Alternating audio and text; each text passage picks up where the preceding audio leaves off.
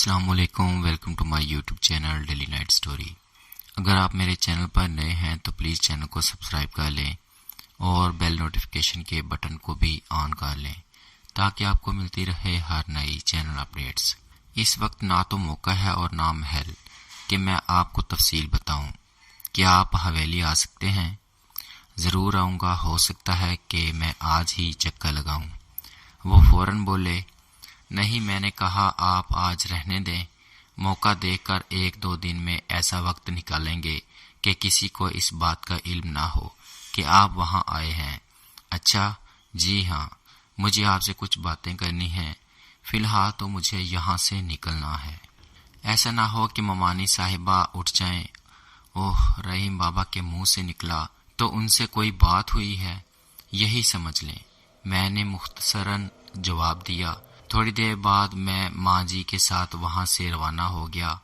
मेरे आबा व अजदाद की ये हवेली आज मुझे पहले से भी ज्यादा वीरान और पुरस्रार दिखाई दे रही थी। गुजरे हुए वक्त की कई तलखियां यादों के बावजूद फिर उसी जगह मौजूद था। हालांकि कासिम मामू ने कहा था कि मैं अब कभी तुम लोगों को यहाँ नहीं आने दूंगा, लेकिन नसीब का लिखा हुआ कौन मिटा सकता है। और अभी तो मेरी दास्तान शुरू भी नहीं हुई थी, अभी तो सिर्फ आगाज था, सिर्फ और सिर्फ आगाज। मेरी जिंदगी जिस डगर पर जाने वाली थी उसका मुझे कतई इल्म नहीं था। बहरहाल मैंने एक मजदूर की मदद से घर के सामान को दोबारा सेट किया था। वैसे मैं अब तहिया कर चुका था कि कम अज कम कासिम मामू के घर में दोबारा क़याम हरगिज नहीं करूंगा। मुझे जिस तरह की बेइज्जती का सामना करना पड़ा वो ऐसा नहीं था कि आसानी से भुला दिया जाए, लेकिन इसका ये मतलब हरगिज नहीं था कि मैं अपने अजीज तरीन मामू के साथ गलत होने दूंगा। मैंने रहीम बाबा को यहाँ इसीलिए बुलाया था कि उन्हें मौजूद संगीन हालात से आगाह कर सकूं। वकार नामी उस शख्स की बातों की रोशनी में कासिम मामू की जान को भी खतरा लाहक था। जो औरत रंगे हाथों पकड़े जाने पर भी तन कर खड़ी हो जाए वो किस कदर दलेर होगी।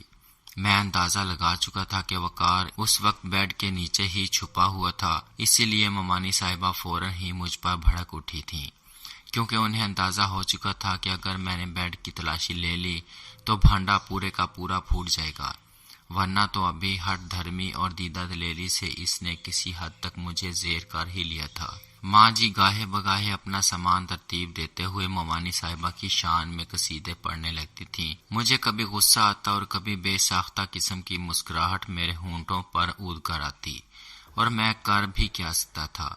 इस हवेली में जो कुछ भी हुआ था, जैसे भी हादसात और वाक़यात पेश आए थे, लेकिन एक बात जरूर थी और वो ये कि यहाँ से कोई हमें निकाल नहीं सकता था। किसी की मिजाल नहीं थी कि हमें हवेली के किसी भी हिस्से में जाने से रोक देता या फिर कोई और रोक टोक होती। ये सब कुछ सोचते हुए मुझे खुद ब खुद हवेली की इन दीवारों पर प्यार आने लगा। हाँ, अपना कुछ भी हो वो अपना ही होता है। किसी गैर की छत के नीचे रहने से बेहतर है कि इंसान अपने ही 4 डंडे जमीन में गाड़ कर इनके ऊपर चादर बांधे और पड़ा रहे।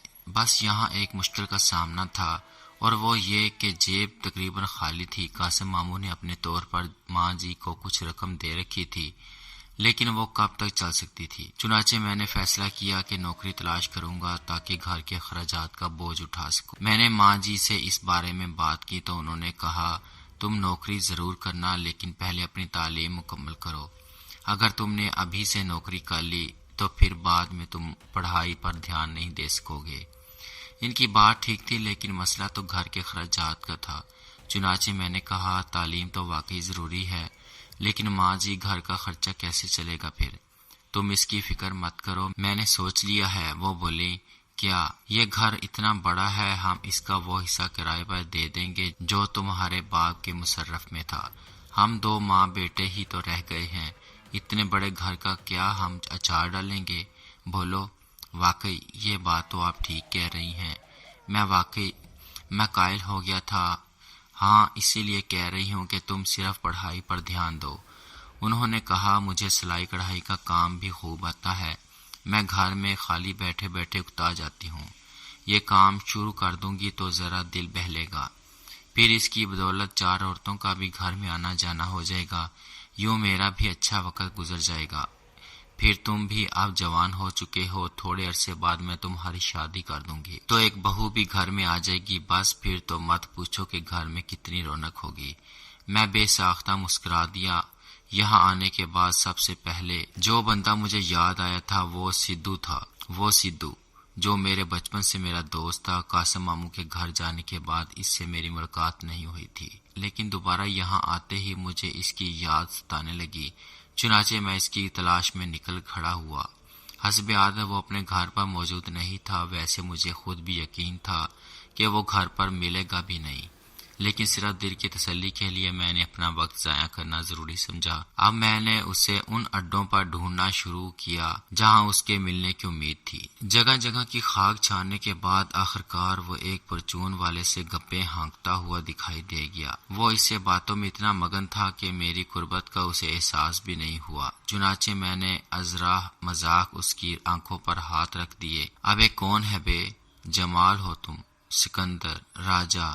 ارے بھائی تو پھر کون ہو؟ شکیل تو ہو نہیں سکتے، کیونکہ وہ تو اتنا بے وفا نکلا کہ اس نے پلٹ کر ہماری خبر ہی نہیں لی۔ ایسا تو مت کہو بیچارے کو، میں نے اپنی آواز قدرے بھاری کر لی۔ تم جانتے ہو کہ وہ کس حال میں ہے، یہاں سے گیا تھا، الٹا تمہیں اس کا حال چال معلوم کرنا چاہیے تھا۔ بے وفا تو تم ہو، میرے ہاتھ اب بھی اس کی آنکھوں پر تھے۔ ارے تو وہ لاٹ صاحب کون سا اپنا پتہ دے گئے ہیں؟ سدھو کی آواز تیز تھی۔ میں کیا پورے شہر کی خاک چھانوں؟ ارے مگر تم کون ہو؟ میں نے مسکراتے ہوئے اس کی آنکھوں سے ہاتھ ہٹا لیے۔ وہ تیزی سے گھوما تھا، مجھے دیکھتے ہی اس کے چہرے پر حیرت اور خوشی کے جذبات ابھر آئے، آنکھوں میں چمک سی دوڑ گئی۔ وہ فوراً ہی مجھ سے لپٹ گیا۔ ارے میرے دوست، تم کہاں چلے گئے ہو؟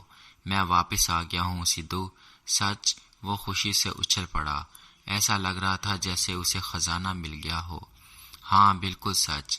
واپس کب جاؤ گے؟ اب کبھی نہیں جاؤں گا سدھو، میں ٹھنڈی سانس بھر کر بولا۔ اپنا گھر پھر اپنا ہوتا ہے، دوسرے کا کیا سہارا لینا۔ آؤ ہوٹل پر چلتے ہیں۔ سدھو نے میرے گلے میں ہاتھ ڈالا۔ بیٹھ کر چائے بھی پئیں گے اور باتیں بھی کریں گے۔ چلو۔ کون سے ہوٹل؟ ارے وہی کاکڑ ہوٹل، وہ ہنسا۔ اپنا پرانا اڈا یاد ہے؟ کتنی بار ہم لوگ وہاں پر چائے پینے کے بعد کھسک لیے۔ ہا ہا ہا ہا۔ ہاں، میں نے سر ہلایا، لیکن ایسا صرف اس وقت ہوتا تھا جب میری جیب میں پیسے نہیں ہوتے تھے، یاد ہے؟ ارے چھوڑ یہ باتیں، وہ کان کھجا کر بولا۔ اب تو میرے پاس پیسے ہر وقت ہوتے ہیں، کیونکہ میں نے اب بچوں کو ٹیوشن پڑھانا شروع کر دیا ہے۔ میری ہنسی نکل گئی۔ ٹیوشن؟ اور وہ بھی تم؟ ہاں۔ کیوں؟ وہ ناک چڑھا کر بولا۔ کیا میں نرا جاہل ہوں؟ نہیں، تم تو پڑھے لکھے ہو، میں سنجیدگی سے سر ہلا کر بولا۔ لیکن وہ ضرور قابل رحم ہوں گے جن کو تم ٹیوشن پڑھاؤ گے، ان بیچاروں کا کیا ہوگا؟ چھوڑ نہ یار ابھی، وہ گھگیا کر بولا۔ تو آتے ہی شروع ہو گیا۔ اچھا چلو ہوٹل میں چل کر باتیں کریں گے، میں نے کہا۔ تھوڑی دیر بعد ہی دونوں کاکڑ ہوٹل کی ایک میز گھیر کر بیٹھ گئے۔ سدھو نے چائے کا آرڈر دیا اور پھر میری طرف متوجہ ہو کر بولا، اب جاؤ، تم واپس کیوں آئے؟ یہ ایک لمبی کہانی ہے سدھو۔ میں نے طویل سانس لی۔ میں تمہیں ضرور بتاؤں گا، لیکن ابھی نہیں، ذرا صبر کرو۔ میں سب کچھ بتاؤں گا، بلکہ ہو سکتا ہے کہ مجھے تمہاری مدد کی بھی ضرورت پڑے۔ سدھو کی جان بھی حاضر ہے، وہ سینے پر ہاتھ مار کر بولا۔ اتنی دیر میں چائے آ گئی۔ میں نے کپ اٹھا کر ہونٹوں سے لگایا اور چائے کی چسکی لینے کے بعد بولا، یہ ٹیوشن کا کیا چکر ہے؟ تم اتنے شریف کب سے ہو گئے؟ بس کیا بتاؤں، اس نے ایک ٹھنڈی سانس بھری۔ ایسا کچھ ہوا کہ سارے الٹے سیدھے چکر چھوڑنے پڑے۔ اب نہ کیرم ہے، نہ فٹ بال گیم، نہ تاش اور نہ کوئی حرامی پن، سب کچھ ختم ہو گیا ہے پیارے۔ ارے مگر کیسے؟ سدھو نے بڑے اسٹائل سے گردن اکڑائی اور اپنی قمیض کے کالر پر انگلی مار کر بولا، تمہارے بھائی کو محبت ہو گئی ہے۔ میں حیرت سے اس کی شکل دیکھتا رہا، پھر بے ساختہ میری ہنسی نکل گئی۔ محبت؟ اور وہ بھی تمہیں؟ ہاں، کیوں؟ کیا میں محبت نہیں کر سکتا؟ کیا محبت کرنے سے مجھے مال خوریا ہو جائے گا؟ یہ بات نہیں ہے، میں نے اسے سمجھایا۔ تم تو واقعی محبت کر سکتے ہو، لیکن سوال یہ ہے کہ تم سے کون کرے گا؟ کرے گا نہیں بلکہ کرے گی۔ اس نے میری اصلاح کی، بلکہ کرے گی بھی نہیں، یوں بولو کہ کرتی ہے۔ ارے میں چونک اٹھا۔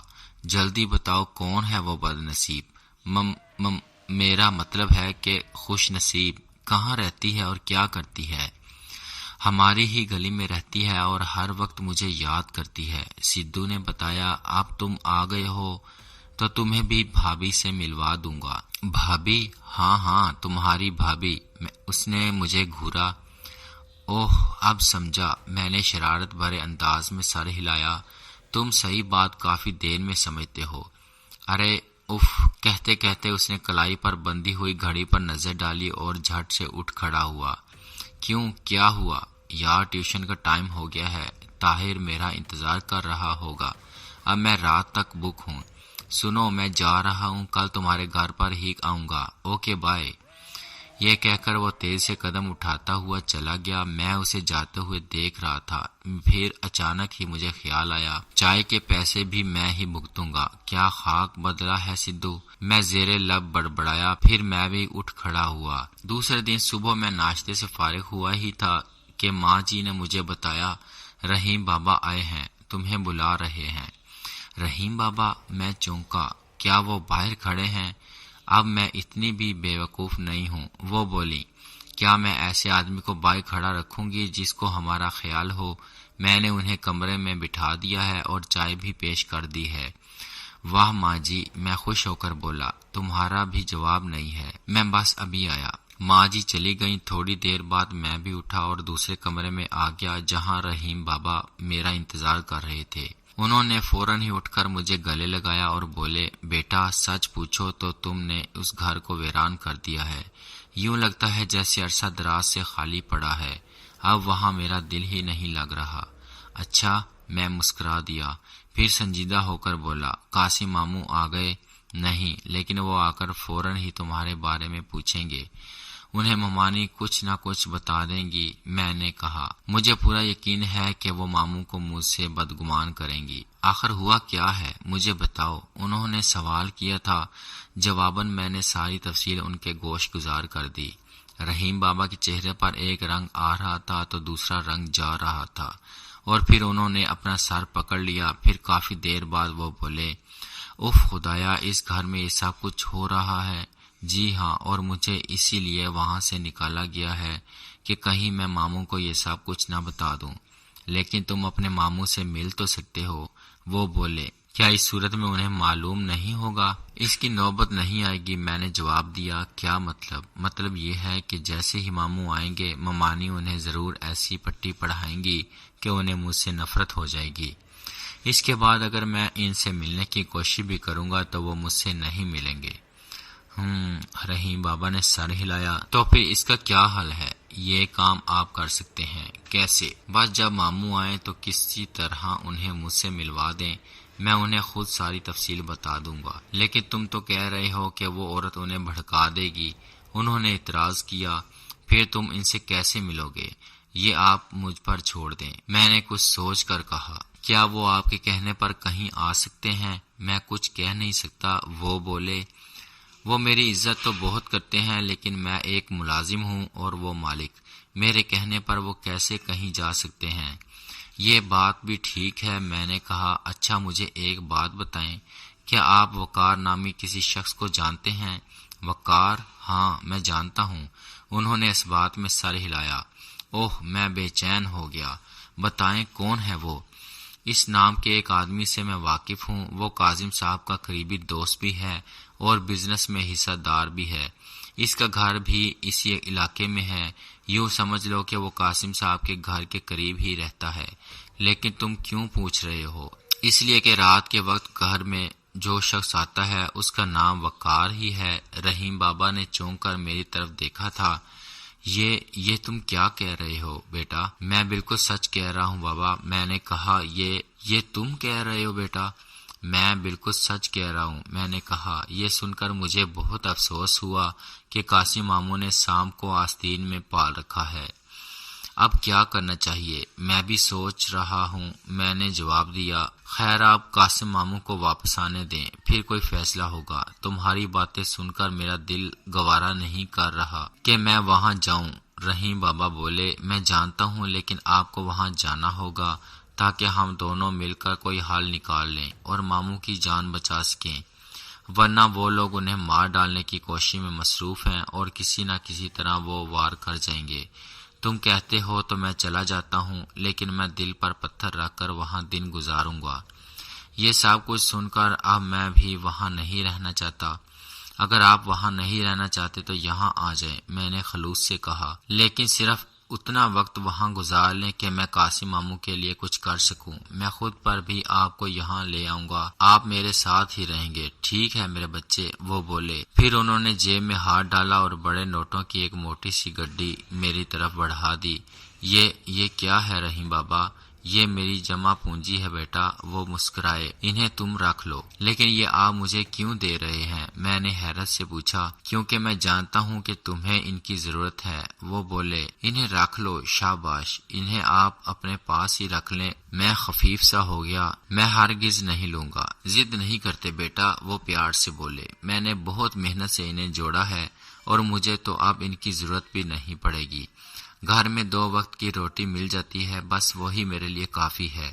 یہ تمہارے کام آ جائیں گے تو میرے دل کو بھی بہت خوشی ہوگی۔ اب تم منع کر کے میری خوشی پر پانی مت پھیرو۔ اچھا، میں ایک شرط پر لوں گا۔ بولو، کیا شرط ہے؟ میں جب واپس کرنے کے قابل ہوا تو آپ کو لوٹا دوں گا۔ چلو میں مان لیتا ہوں، وہ نہ جانے کیا سوچ کر مسکرائے، لیکن یہ تمہاری شرط نہیں بلکہ ضد ہے۔ میں نے بھی مسکراتے ہوئے ان سے رقم لی اور انہیں جیب میں رکھ لیا۔ اسی وقت رحیم بابا بولے، اب میں تمہارے مسئلے کی طرف آتا ہوں۔ میں نے تمہارے بارے میں کافی کچھ معلوم کر لیا ہے۔ مجھے یہ بھی اندازہ ہو چکا ہے کہ تمہارا دشمن کون ہے اور وہ کیا چاہتا ہے۔ میں چونک اٹھا۔ تو پھر جلدی بتائیں، آپ نے تو مجھے بے چین کر دیا۔ ضرور بتاؤں گا، وہ سارے ہلا کر بولے۔ ابھی میں وہ جگہ دیکھنا چاہتا ہوں جہاں تمہارے والد صاحب عملیات کرتے تھے۔ اچھا، چلیں میرے ساتھ، میں آپ کو وہ جگہ دکھا دیتا ہوں۔ میں رحیم بابا کو ابا جی والے حصے میں لے گیا۔ یہاں حال نما کمرے کی طرف اس حد تک صفائی کی گئی تھی کہ ابا جی کے خون کے نشانات اب فرش پر باقی نہیں تھے، وگرنہ ہر چیز اپنی جگہ پر اسی طرح برقرار تھی۔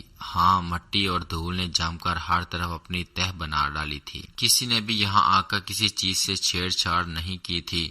مجھے اچھی طرح یاد تھا کہ وہ دلاور نامی اسی انسپکٹر نے اس وقت کسی کو بلا کر اس کمرے کی صفائی کروائی۔ گویا قتل کا کوئی نشان یہاں موجود نہیں تھا۔ اس کے باوجود نہ جانے کیوں میرے وجود میں خوف کی ایک لہر سی دوڑ گئی۔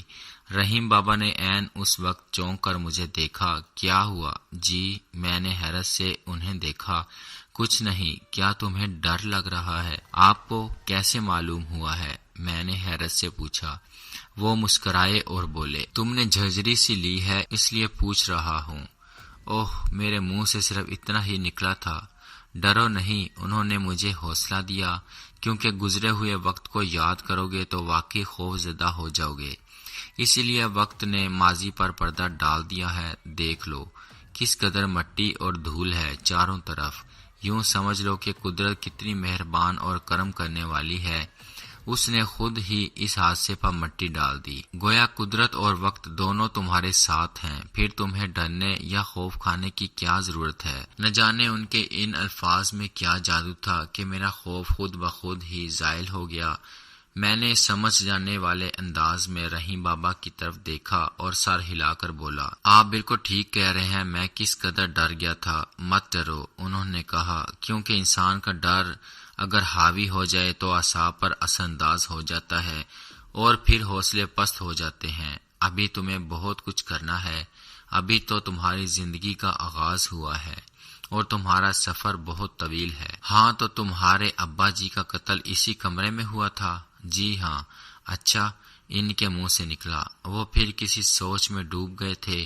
کافی دیر کے توقف کے بعد انہوں نے کہا، کیا وہ یہاں پر ہی اپنے عملیات وغیرہ کا کام کرتے تھے؟ جی نہیں، آگے والے کمرے میں۔ میں وہ کمرہ دیکھنا چاہتا ہوں۔ اچھا، چلیں، میں نے کہا۔ جلد ہی میں انہیں دوسرے کمرے میں لیے کھڑا تھا، لیکن یہاں اس قدر توفن تھا کہ میں نے بے ساختہ اپنی ناک پر رومال رکھ لیا۔ میری نظریں خود بخود پنجرے کی طرف اٹھ گئیں جس میں ابا جی کے پالتو جانور ہوا کرتے تھے، لیکن وہ بیچارے اب وہاں نہیں تھے۔ شاید بھوک اور پیاس کی بنا پر انہوں نے تڑپ تڑپ کر اپنی جان دے دی تھی اور اب وہاں چند ہڈیوں کے سوا اور کچھ نہیں تھا۔ یہ توفن شاید اسی پنجرے سے اٹھ رہا تھا۔ زبردست بدبو پھیلی ہوئی تھی۔ یہاں رحیم بابا نے بھی اپنے کندھے پر رکھا ہوا کپڑا منہ پر لپیٹ لیا تھا۔ ایسی بدبو جیسے کسی مردہ جسم سے اٹھ رہی ہو۔ بیچارے پرندے مر گئے ہیں رحیم بابا، میں نے بتایا اور پھر پنجرے کی طرف اشارہ کیا۔ اس میں تھے وہ پرندے، لیکن کسی نے اس وقت توجہ نہیں دی اور وہ بیچارے شاید بھوک پیاس سے نڈھال ہو کر دم توڑ گئے۔ کون سے پرندے تھے اس میں؟ انہوں نے کہا الو کے بچے تھے۔ میں نے بتایا انہوں نے الو پال رکھے تھے۔ اوہ، رحیم بابا کے چہرے پر معنی خیز قسم کے تاثرات پھیل گئے۔ پھر انہوں نے جلدی جلدی اس کمرے میں رکھے ہوئے سامان کی تلاشی لی تھی۔ کئی چیزوں کو وہ الٹ پلٹ کر رہے تھے۔ یہ سب کچھ والد صاحب کی چیزیں تھیں جو وہ یہاں رکھا کرتے تھے۔ ان میں کئی بوتلیں اور ڈبے بھی تھے۔ رحیم بابا غور سے ہر چیز کو دیکھ رہے تھے۔ پھر وہ اٹھ کر کھڑے ہو گئے اور مجھ سے مخاطب ہو کر بولے، چلو بھائی، میں نے جو کچھ دیکھنا تھا وہ دیکھ لیا۔ بہت بدبو ہے یہاں، نکل چلو۔ پھر ہم دونوں باہر نکل آئے تھے۔ رحیم بابا پھر وہاں رکے نہیں تھے۔ میں بھی ان کے ساتھ ساتھ چلتا ہوا اس حصے میں باہر نکل آیا۔ میں اب تک بے چین تھا، چنانچہ باہر نکلتے ہی میں نے ان سے پوچھا، آپ نے وہاں کیا دیکھا تھا رحیم بابا؟ آرام سے بیٹھ کر بتاؤں گا، وہ تھکے تھکے سے انداز میں مسکرا کر بولے۔ بہرحال وہی ہوا جس کا مجھے ڈر تھا۔ یہ کہہ کر وہ خاموش ہو گئے۔ میری بے تابی کا عالم عروج پر تھا۔ میں جلد سے جلد سب کچھ جان لینا چاہتا تھا، لیکن رحیم بابا کسی سوچ میں گم تھے۔ انہیں جیسے میرے جذبات کا کوئی احساس ہی نہیں تھا۔ ایسا لگ رہا تھا جیسے وہ اس وقت خود کو تنہا محسوس کر رہے ہوں۔ ایک بار پھر وہ میرے ساتھ اسی کمرے میں آ کر بیٹھ گئے اور میری نظریں سوالیہ انداز میں ان کے چہرے پر جم گئیں۔ اس وقت بھی وہ خاموش ہی رہے تو میں رہ نہ سکا۔ رحیم بابا، آپ خاموش کیوں ہیں؟ کچھ تو بولیں۔ ہاں، وہ جیسے خیالات سے چونکے میں اس وقت چائے کی طلب محسوس کر رہا ہوں۔ تم جلدی سے چائے بنواؤ جب تک میں اپنے ذہن میں الفاظ کا ذخیرہ کرتا ہوں تاکہ تمہیں بھی کچھ سمجھا سکوں۔ دل نہیں چاہ رہا تھا کہ رحیم بابا کی زبان کھلنے سے پہلے کوئی کام کروں۔ میں سب کچھ جاننے کے لیے بے چین تھا، لیکن مجبوری تھی۔ رحیم بابا کے حکم کو ٹالنا بھی ممکن نہیں تھا۔ کمرے سے نکل کر میں نے ماں جی کو تلاش کیا۔ اس وقت معلوم ہوا کہ وہ گھر میں موجود ہی نہیں ہیں۔ جیسے تیسے میں نے رحیم بابا کے لیے خود چائے تیار کی اور کپ اٹھا کر کمرے میں آ گیا۔ وہ اب بھی گویا پتھر کا بت بنے کسی سوچ میں گم تھے۔ مجھے دیکھتے ہی انہوں نے چونک کر پہلو بدلا اور بولے، معاف کرنا میں نے تمہیں تکلیف دی، لیکن چائے میری کمزوری ہے۔ دن میں نہ جانے کتنی بار میں نصیر سے فرمائش کرتا ہوں، معاف تو آپ کو کرنا پڑے گا رحیم بابا۔ میں زبردستی ہنسا۔ ماں جی نہ جانے کہاں گئی ہوئی ہیں اور یہ چائے میں نے خود بنائی ہے، نہ جانے کیسی بنی ہوگی۔ اچھی ہے، وہ جلدی سے ایک گھونٹ بھر کر بولے، بلکہ بہت مزے کی ہے۔ حیرت ہے، میں بڑبڑایا۔ اب تم یہاں بیٹھو اور میری بات غور سے سنو۔ انہوں نے تقریر کرنے والے انداز میں مجھے مخاطب کیا۔ دیکھو میرے بچے، دنیا جب سے وجود میں آئی ہے تو تب سے ہی ایک جنگ ہوتی چلی آ رہی ہے۔ یہ جنگ اچھے اور برے کے درمیان ہو رہی ہے، یعنی خیر اور شر۔ خیر کا مطلب یہ ہے کہ اچھائی اور نیکی، جبکہ شر میں برائی اور بدی شامل ہوتی ہے۔ سمجھ گئے؟ جی ہاں، کچھ سمجھ رہا ہوں، میں نے سر ہلا دیا۔ شاباش، اس دنیا میں رب العزت کے احکامات اور اس کی دی ہوئی نعمتوں کا صحیح استعمال ہمیں خیر کی طرف لے جاتا ہے، لیکن اگر ہم اس کے احکامات کو نظر انداز کرتے ہیں اور اس کی نعمتوں کو ٹھکرا کر غلط راستہ اختیار کرتے ہیں تو وہ راستہ ہمیں شر یعنی شیطان کی طرف لے جاتا ہے، اور شیطان ہمارا ہمیشہ سے ازلی دشمن رہا ہے۔ اس کا کام ہی صرف یہ ہے کہ وہ انسانوں کو بہکائے اور جہنم کا حقدار بنائے۔ جی ہاں بالکل، میں نے سر ہلایا۔ بس تو پھر میری بات غور سے سنو۔ وہ انتہائی سنجیدگی سے بولے، شیطان کسی کو بھی بہکا کر غلط راستے پر ڈال سکتا ہے۔ اگر عین وقت پر رب العزت سے مدد حاصل کر لی جائے تو بچت ہو جاتی ہے، ورنہ جو شخص شیطان کے بہکاوے میں آ جائے پھر وہ گناہوں کے دلدل میں پھنستا چلا جاتا ہے۔ برا مت ماننا، لیکن میں یہ بات کہنے پر مجبور ہوں کہ تمہارے ابا جی کو بھی شیطان نے اپنے جال میں پھنسا رکھا تھا اور انہوں نے عملیات میں غلط راستہ اختیار کر لیا تھا۔ وہ کالا جادو اور سفلی کے ماہر تھے۔ میں حیرت سے ان کی شکل دیکھ رہا تھا۔ اگرچہ مجھے ان چیزوں کی زیادہ معلومات نہیں تھی، لیکن میں کتابوں کی جادو ٹونا اور سفلی وغیرہ کے بارے میں کافی کچھ پڑھ چکا تھا۔ یہ آپ کیا کہہ رہے ہیں رحیم بابا؟ میں ٹھیک کہہ رہا ہوں میرے بچے، ان کا لہجہ اٹل تھا۔ مجھے اس بات کا پہلے ہی علم ہو چکا تھا، لیکن میں اپنی آنکھوں سے سب کچھ دیکھنا چاہتا تھا۔ اسی لیے تمہارے ابا جی کا سامان دیکھ کر میرا یقین اور بھی پختہ ہو گیا۔ اس کا مطلب یہ ہوا کہ میرے دادا پردادا بھی یہی کام کرتے ہوں گے۔ میں نے خدشہ ظاہر کیا تھا۔ ظاہر ہے کہ ابا جی نے انہی لوگوں سے سب کچھ سیکھا ہوگا۔ اس بارے میں کچھ کہنا ابھی مناسب نہیں ہے، رحیم بابا نے کہا۔ جو لوگ اب اس دنیا میں موجود نہیں ہیں، ان کے بارے میں رائے زنی کرنے سے کیا فائدہ؟ وہ جب دنیا سے رخصت ہو گئے تو ان کے اعمال بھی انہی کے ساتھ چلے گئے۔ یہ بات بالکل ٹھیک ہے۔ دفتن ماں جی کی آواز کمرے میں گونجی۔ میرے ساتھ ساتھ رحیم بابا بھی چونک اٹھے۔ ماں جی دروازے میں کھڑی ہوئی شاید ہماری باتیں سن رہی تھیں۔ ان کے چہرے پر شدید غصے کے آثار تھے۔ رحیم بابا انہیں غور سے دیکھنے لگے۔ وہ دوبارہ بولی، یہ بات واقعی درست ہے کہ ان کے عمل ان کے ساتھ ہی دنیا سے رخصت ہو گئے، لیکن یہ سراسر غلط ہے کہ وہ دنیا سے چلے گئے۔ میں سمجھا نہیں، رحیم بابا نے کہا۔ یہ سن کر ماں جی کے ہونٹوں پر ایک معنی خیز مسکراہٹ ابھری اور پھر وہ آہستہ سے بولیں، وہ لوگ خود نہیں گئے بلکہ انہیں دنیا سے بھیجا گیا ہے۔ ایک ایک کو چن چن کا قتل کیا گیا ہے، ورنہ ایسے لوگ خود سے کہاں جاتے ہیں؟ کیا آپ جانتی ہیں کہ انہیں کس نے قتل کیا تھا؟ رحیم بابا مسلسل ان کی طرف متوجہ تھے۔ ہاں، ماں جی کا لہجہ ٹھہرا ہوا تھا۔ میں جانتی ہوں۔ کون ہے وہ؟ جان لیوا۔ وہ سر سراتے ہوئے لہجے میں بولی، اس کا نام جان لیوا ہے۔ دوستو، یہ تھی کہانی کی آخری قسط۔ امید کرتے ہیں آپ لوگوں کو بہت پسند آئی ہوگی۔ دوستوں کے ساتھ شیئر کریں اور اپنی قیمتی رائے کا اظہار ضرور کریں۔ بہت شکریہ۔ اللہ حافظ۔